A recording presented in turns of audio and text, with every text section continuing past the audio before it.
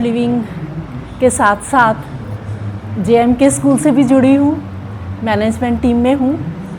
Art of living के साथ मेरा जुड़ाव पिछले 20 साल से है और गुरुदेव ने जो हमें दिया है वो हम ये चाहते हैं कि हमारे स्कूल के बच्चे भी उन तक भी वो संस्कृति जो हमारी पुरानी विरासत है वो उन तक भी पहुँचे। तो और गुरुदेव ने ये बहुत बड़ा सौभाग्य हम सबको प्रदान किया है कि आज सोमनाथ के शिवलिंग जो हमारे द्वार पे आए हैं, तो उन सबको मतलब यहाँ पर सभी पठानकोट वासियों से निवेदन है कि ज़्यादा से ज़्यादा संख्या में आकर यहाँ पे दर्शन करें।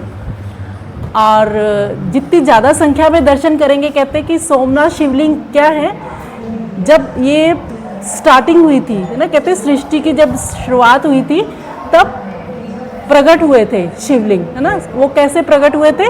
भगवान सोम ने, है ना, भगवान सोम मीन्स चंद्रदेव, उन्होंने शिव की उपासना की और ये प्रकट हुआ शिवलिंग।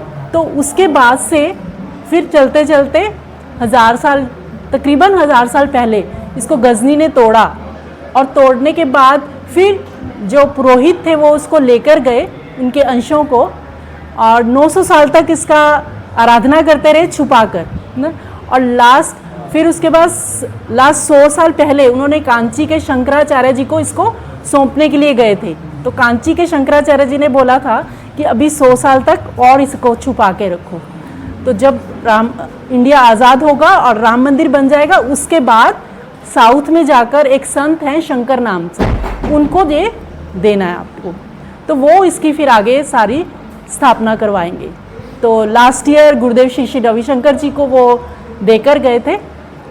तो उसके बाद से गुरुदेव ने इसके ऊपर रिसर्च भी करवाया, साइंटिफिकली रिसर्च भी हुआ इसके, क्योंकि ये स्टोन कहते हैं कि पहले ये धरती को नहीं छूता था, हवा में रहता था।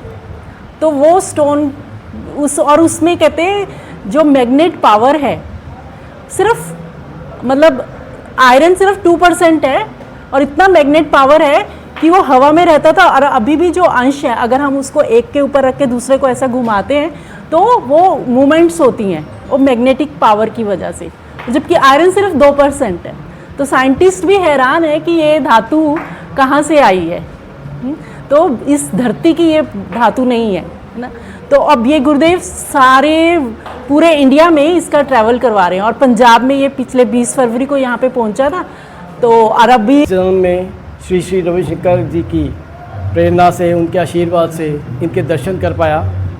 और उसके अलावा मैं ही नहीं, पूरा प्रदेश और पूरा राष्ट्र इसके लिए बहुत गर्वित है कि हम ये चीज़ अपने जीवन में देख पाए और कर पाए।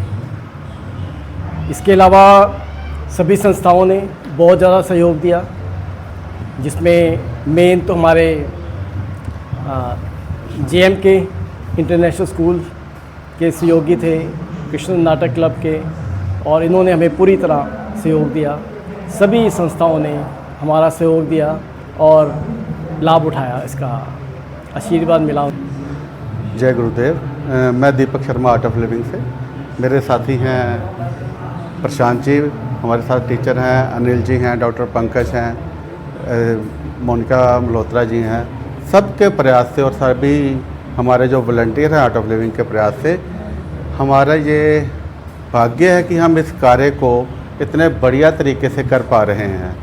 अभी आपने सोमनाथ जी की वंदना जी से अब अद्भुत कथा के बारे में सुना, तो ये इतना महात्म है इन ज्योतिर्लिंग का जो उनके अंश आ रहे हैं, और पूरे पंजाब में लोगों ने इसमें बढ़ चढ़ के हिस्सा लिया है, हज़ारों की संख्या में। और आज पठानकोट के प्रांगण, रामलीला ग्राउंड के प्रांगण में उनका विराजमान है, अभी होगा। तो हज़ारों की संख्या में काफ़ी सारे लोग तो आ ही चुके हैं और उसके बाद और लोग आएंगे और दर्शन करते जाएंगे, और ये सब जो इनको पुण्य का भागी बनेंगे। लेकिन इस सफल आयोजन के लिए मैं सभी का धन्यवाद देना चाहता हूँ।